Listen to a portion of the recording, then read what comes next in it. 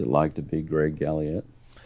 Well, it's I try to look at each day as an opportunity to better myself, but also since my car accident back in 2005, it's really changed my thought process as far as how I look at each day. Back then, before the car accident, I was so serious about work. It really changed the way I view basically every day. Life itself is such a gift, and having almost lost it and being in a car accident where I did lose my mother in that accident, it just makes me appreciate every day.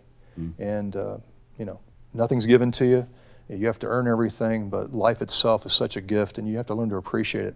And so I'm kind of on the back nine of not only my career, but really my life. So I try to have as much enjoyment in my life and in my day as I possibly can each and every day. And one of the most defining people in your life, you were with her when that happened. Yeah, it was. It took a lot of strength. It was, and the sad thing is, like a lot of people say, it happened within less than 1 mile of my home. We were driving back from my aunt's house in Mount Washington. We live out just beyond the Snyder Freeway, and I wanted to get home and watch the UK U of L football game that Labor Day weekend. And my mom was driving, and my son was in the front seat, and then in the back seat, I was sitting behind my wife, or behind my mom. My wife was next to me with my daughter. And unfortunately, for some reason, my mom made a left-hand turn right there by the Bootleg Barbecue on Bardstown Road. I know her too. And doing so with a car coming 60 miles an hour down Bardstown Road going the other direction. I don't know what she was thinking, but the car T-boned the Subaru station wagon we were in. Obviously made the airbags deploy, saved my son's life, even though he was all cut up from the fragments of the explosion of the airbags. And the next thing I know, I'm waking up lying on Bardstown Road with this sharp pain in my stomach. And then I passed out from the pain.